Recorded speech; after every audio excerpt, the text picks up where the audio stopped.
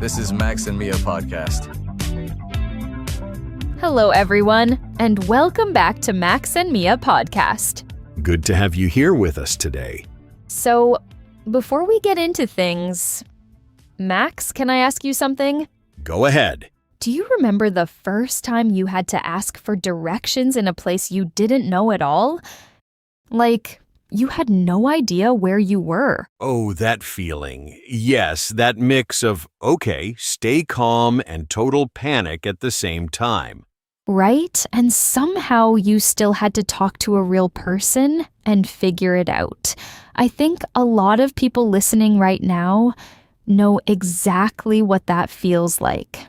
It's one of those situations where you think, I need the right words and I need them now. Which, by the way, is kind of what today is all about. We have 3 conversations lined up that are genuinely useful for everyday life, especially if you're in a new country and still finding your way around. These are the kind of situations that come up all the time, and having the right language for them makes a real difference. Ready? Let's go. All right, let's get into the first one. And this one, I think, is something a lot of people can relate to. Definitely. And just a quick note before we start. Today's conversations are intermediate level, so somewhere between A2, B1, and even B2. But if you're looking for something a little more basic, or maybe you want more of a challenge, we do have other episodes on the channel for that too. So feel free to explore. Right? There's something for everyone. But today, no more waiting. Today's first conversation is about claiming a missed connecting flight. You know, one of those situations where everything goes wrong at the airport, and suddenly you're standing at a desk trying to explain your whole situation in a language that isn't yours. It happens more than people think. Delays, gate changes, tight connections. Travel always finds a way to surprise you. And being ready for that kind of moment can really make a difference. There's actually a saying in English that fits perfectly here. Better safe than sorry. Which basically means it's better to be prepared for something bad than to deal with it unprepared. Exactly. Okay, let's get into it. Excuse me, hi. I'm sorry to bother you, but I really need some help. I just landed from Madrid about 40 minutes ago, and I missed my connecting flight to Toronto. It was supposed to leave at 3:15, and I don't know, by the time I got through passport control, it was already too late. Okay, don't worry. Let me take a look. Can I have your boarding pass and your passport, please? Yes, of course. Here you go. I do have all my documents. It's just that the line at passport control was incredibly long, and no one told me there was a gate change. My original gate was B7, but then it moved to D12, and I had no idea until I checked my phone, and by then... I understand. It says here your flight from Madrid was delayed by about 25 minutes. Is that right? Yes, exactly. We landed late. It wasn't my fault. I mean, I didn't miss the flight because I was late or anything like that. The delay cost it. Right. I can see that on the system. So since the delay was on our end, we can rebook you at no extra cost. The next available flight to Toronto departs at 7:40 this evening. Would that work for you? 7:40. Okay, that's like 4 hours from now. I mean, it's not ideal, but I don't really have another option, do I? Unfortunately, that's the next one we have tonight. There's another flight tomorrow morning at 6:55 if you'd prefer, but I'd imagine you'd rather get there today. No, tonight is better. Let's go with the 7:40. Is it the same airline or... It's a partner airline, but your baggage will be transferred automatically, so you won't need to collect it and check it in again. Oh, that's actually a relief. I was worried about that. What about the seat? Last time something like this happened, I ended up in a middle seat for an 8-hour flight, which was not fun. Let me see what's available. I can offer you a window seat in row 24 or an aisle seat in row 31. Which would you prefer? The aisle, please. Definitely the aisle. Done. So I'm booking you on flight AC 872 departing at 7:40 from gate C4. You'll need to be there at least 40 minutes before departure. C4. Got it. And is there anything I can get in the meantime, like a meal voucher or something? I haven't eaten since this morning, and I've been running around this airport for the past hour. Yes, absolutely. Because the delay was caused by us, you're entitled to a meal voucher. Here you go. It covers up to £15 at any of the restaurants on level 2. Oh, brilliant. Thank you so much. I have to say, I was pretty stressed when I came over here, but you've been really helpful. No problem at all. These things happen more often than you'd think. Just make sure you're at gate C4 by 7 o'clock at the latest. I will. Thanks again, really. Have a good flight, Mr. Allen. Take care. Okay, wow. Just listening to that stresses me out a little. Right? Missing a connecting flight is genuinely one of the worst feelings. You're tired, you're confused, and suddenly you have to explain everything in another language. And what I liked about Alan in that conversation is that he didn't panic. He was frustrated, sure, but he stayed polite, and that actually helped things move along much faster. Exactly. So let's talk about some of the things that stood out. First one, and this is a big one for me. It wasn't my fault. I mean, did you catch that? Yes, and that is so natural. It's not really adding information, it's just giving him a second to explain himself without sounding aggressive. A lot of learners skip that kind of filler, but it actually makes your English sound much more real. Same with, I don't really have another option, do I? That little do I at the end is what we call a question tag. He's not genuinely asking, he already knows the answer. It's more about expressing how he feels about the situation. A bit resigned, a bit frustrated, but still polite. And speaking of polite, notice how the agent said the delay was on our end. That phrase, on our end, is really common in customer service. It means on our side, our responsibility. Very useful to recognize when someone is taking accountability. And then there's you're entitled to, as in, you have the right to this. This is yours. Not a gift, not a favor. Something he deserved because of the situation. Which is important to know because a lot of people in that situation don't ask. They don't know they can. Knowing the right words really does change things. Okay, one more. Brilliant. Short, spontaneous, very natural. It's common in British English as a way to react positively to good news. You might also hear great, perfect, or that works for me in similar moments. So the key takeaway from this conversation is stay calm, be clear about what happened, and don't be afraid to ask. The words are there, you just need to use them. Well said. All right, moving on to our second conversation of the day. And this one is also something that can happen to pretty much anyone.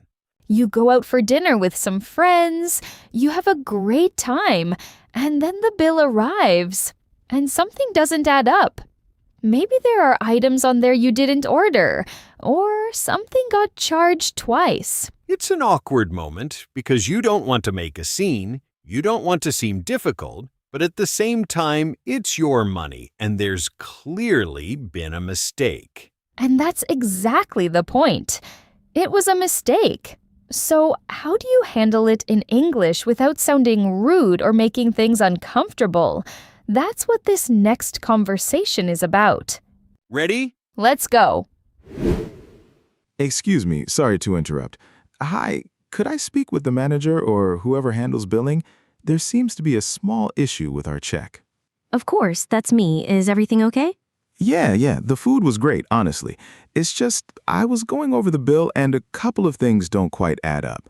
I don't think it's intentional or anything, it's probably just a mix-up, but I wanted to sort it out before we pay. Sure, no problem. Let me have a look. Can you show me? Yeah, so right here, we've got 2 portions of garlic bread listed, but we only ordered 1. And then this one, the grilled salmon, we didn't have that at all. We were a table of 4 and nobody ordered fish tonight. Oh, I see. Let me check the order here. You're right, I'm sorry about that. It looks like the salmon was meant to go to table 9, not table 6. That's definitely our mistake. No worries, it happens. I figured it was something like that. And the garlic bread thing, I'm not sure how that ended up doubled either, but... Yeah, that shouldn't be there. I'm gonna take both of those off right now. Give me just a second. Thank you, I appreciate it. And while you're at it, I just want to double-check one more thing. We ordered 2 glasses of the house white, but I'm seeing 3 on here. 3 glasses of white. Let me see. Yeah, that does look like an extra one. Did anyone at the table maybe order a second glass at some point? I mean, possibly, but honestly, I don't think so. We had a bottle of red between us for most of the evening. I wouldn't say it's impossible, but I'm fairly sure it was 2. Okay, I trust you on that. I'll take the third one off as well. I'd rather sort it out properly than have you leave feeling like something wasn't right. That's really decent of you, thank you. I wasn't trying to make a fuss, I just noticed it and thought it was worth mentioning. No, absolutely. You did the right thing. These things slip through sometimes, especially on a busy night like tonight. I'm really sorry for the inconvenience. Honestly, don't worry about it. Like I said, the food was brilliant and the service was great, so this doesn't change any of that. I'm glad to hear that. Okay, so I've removed the salmon, 1 of the garlic breads, and the extra glass of wine. Your new total comes to 67 pounds. Does that look right to you? Let me just... Yeah, that looks much better. That makes sense now. Perfect. And again, I'm sorry about the confusion. I'll make sure to flag it with the kitchen so it doesn't happen again. No need to apologize, really. These things happen. We'll definitely be coming back, so just make sure you remember us next time. I'll do my best. Thank you so much for your patience and for pointing it out so nicely. Have a great rest of your evening. Okay, I love that conversation because Tom handled it so well. Like, there was never a moment where it felt tense or uncomfortable. Which is exactly the goal, right? Nobody wants a confrontation over a bill. You just want to fix it and move on. And the way he opened was really smart. There seems to be a small issue. Not you charged me wrong, not this is a mistake. Just, there seems to be an issue. That word seems is doing a lot of work there. It keeps things open, it doesn't point fingers. And then he follows it with, it's probably just a mix-up, which, again, takes the aggression completely out of the situation. And that's something worth practicing, honestly. In English, how you frame something matters just as much as what you're actually saying. Let's talk about it doesn't quite add up. That's a really natural way to say that the numbers don't make sense, that something is off. You'll hear this a lot in everyday situations, not just restaurants. And then there's, I figured it was something like that. Super casual, very native. It's a way of saying I assumed, I suspected. It shows you're not surprised and you're not making a big deal out of it. One that I really liked was, I wouldn't say it's impossible, but... That's a great example of softening your position without backing down completely. He's not saying yes, and he's not saying no. He's leaving room for doubt while still making his point. Very diplomatic. And the staff did something really good, too. I trust you on that. Short, simple, and it immediately diffuses any tension. It basically says, I believe you. Let's move forward. And then Tom wraps it up beautifully with, I wasn't trying to make a fuss. That phrase, to make a fuss, means to complain or cause a scene. And by saying he wasn't trying to do that, he reassures the staff that this was never personal. The whole conversation is honestly a masterclass in being assertive without being rude. You can stand your ground and still leave everyone feeling good about the interactions, which, when you're speaking a second language, is not always easy, but it's absolutely something you can learn. All right, and now we're on to our third and final conversation of the day. And this one? Okay, raise your hand if you've ever been completely lost in a metro station in a city you don't know. Both hands up for me. Same. It's a very specific kind of stress.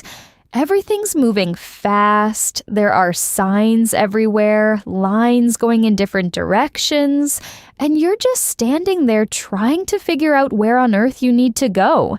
And buying a ticket alone can already be confusing. The machines, the zones, the different types of passes. Exactly. So, in this last conversation, we're going to hear someone asking for directions inside a metro station. And what's great about it is that it covers a lot of the language you'd actually need in that moment. Not just where is the train, but the whole interaction. Because sometimes you need to ask someone nearby, and knowing how to do that naturally, without freezing up, makes a huge difference. Okay, last one. Let's go. Sorry, hi, excuse me. Do you happen to know this station well? I am a bit lost and I can't quite figure out the map. Yeah, sure, I can try to help. Where are you trying to get to?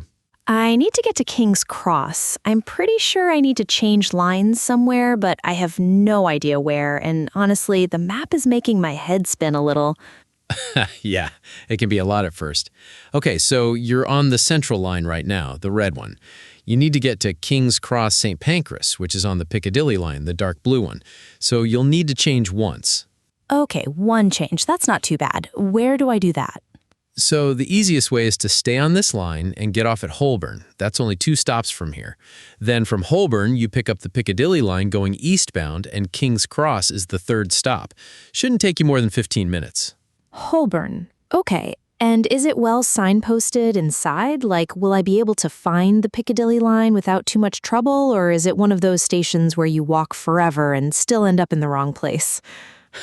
Honestly, Holborn is pretty straightforward. Just follow the signs for the Piccadilly line once you get off. It's not that deep. You'll see the color coding too, so that helps. That's a relief. And I haven't bought a ticket yet. I was going to do that, but then I couldn't figure out the machine. Do you know if I need a separate ticket for the whole journey, or...? So if you're just doing a one-off trip, the easiest thing is to get a single fare that covers both lines. The machines can be a bit confusing, but if you press pay as you go and tap your card, it charges you automatically for the whole journey. Do you have a contactless card or your phone? Oh, I can use my phone? Yeah, just tap it on the yellow reader at the gate, same as a card. It works out cheaper than buying a paper ticket as well, so that's probably your best bet. Oh, wow, I didn't know that. That's actually so much easier. I was standing at the machine for 5 minutes trying to work it out. Yeah, most people don't realize at first. The machines are fine, but contactless is just faster. Right, okay, so just to make sure I've got it, Central Line to Holborn, change to the Piccadilly line, going east, 3 stops to King's Cross. Exactly, you've got it. And if you're ever unsure on the platform, just check the board. It shows the final destination of the train, so you'll know if you're going the right way. That's really helpful, thank you. I was starting to feel a bit overwhelmed, to be honest. Don't worry about it. Everyone's been there. First time on the tube? Is it that obvious? A little bit, yeah, but you'll get the hang of it. It's actually pretty logical once it clicks. I hope so. Thanks again, really. You've been a lifesaver. No problem. Good luck. Okay, that last exchange between Sarah and the local guy was so real. Like, you could genuinely picture that happening. Exactly. And what made it work was how Sarah opened. She didn't just walk up and say, "Where is King's Cross?" She said, "Do you happen to know this station well?" That phrase, "Do you happen to know," is one of those things that separates someone who sounds natural from someone who sounds like they're reciting from a textbook. It's polite, it's soft, it gives the other person an easy way out if they can't help. And it immediately sets a friendly tone. The whole conversation stayed warm because of how she started it. Then there's the map is making my head spin. That's an idiom, and a really useful one. To make your head spin means something is confusing or overwhelming you. And notice she didn't say, the map is confusing. She said it's making my head spin, which is much more vivid and much more human. Right. And the local responds with, it can be a lot at first. Again, no technical language, just natural. A lot here doesn't mean a large quantity. It means overwhelming, intense. Context changes everything with expressions like that. One I want to highlight is shouldn't take you more than 15 minutes. That structure, shouldn't take more than, is incredibly practical. You can use it for time, for effort, for pretty much anything. It shouldn't take more than 5 minutes. It shouldn't take more than 2 stops. Learn that one. Use it. And then Sarah asks something really smart. She says, is it one of those stations where you walk forever and still end up in the wrong place? Now, grammatically, that's quite a long sentence, but it's completely natural and it shows personality. She's not just asking for information, she's expressing a feeling, and that's what makes real conversation feel alive. The local answers with "it's not that deep," which is a very casual way of saying it's not that complicated. Literally, the word deep has nothing to do with a metro station, but in informal English it means complex, layered, difficult to navigate. Really good one to have in your back pocket. Then we get your best bet, as in the best option available to you. Your best bet is to take the Piccadilly line. It's not formal at all. It's the kind of thing you say to a friend, and it makes the advice feel less like an instruction and more like a genuine recommendation. And then at the end, Sarah summarizes everything back. Central Line to Holborn, change to the Piccadilly line going east, 3 stops to King's Cross. That technique, repeating the information back to confirm you understood, is not just useful for learning. It's something native speakers do all the time. It shows you were listening, and it gives the other person a chance to correct you if something was wrong. Which is so important when you're in a real situation and you genuinely need to get somewhere. And she closes with, you've been a lifesaver. Literally, a lifesaver is someone who saves your life. But in everyday English, it just means someone helped you out a lot when you really needed it. Completely natural, totally normal to say to a stranger. The whole thing is a great example of how you don't need perfect grammar to communicate well. What you need is the right phrases, the right tone, and the confidence to start the conversation. And honestly, that's a good way to sum up everything we covered today. 3 very different situations. An airport, a restaurant, a metro station. But in all 3 of them, the person who came out on top wasn't the one with the biggest vocabulary. It was the one who stayed calm, used the right words for the moment, and wasn't afraid to speak up. That's really what this is about. Not being perfect, being functional, being understood, and getting what you need. And look, if you made it through all 3 conversations today and followed along, that already says a lot about where you are with your English. A 2 or B1, it doesn't matter. You're here, you're listening, you're putting in the work. That counts for more than people realize. Language learning is not a straight line. Some days things click, and some days they don't. But every episode you listen to, every phrase you pick up, every time you catch something you wouldn't have caught before, that's progress, even if it doesn't feel like it. So keep going, seriously. The discomfort you feel when you're not sure of a word or when you freeze for a second, that's not a sign that you're failing. That's exactly what learning feels like. And we'll be back with more conversations, more situations, more of the kind of English that actually comes up in real life. Thank you for spending this time with us today. It really does mean a lot that you choose to learn with Max and Mia podcast. Take care of yourselves. And we'll see you in the next one. To keep taking your English to the next level, click on the next video or explore the others we've made for you.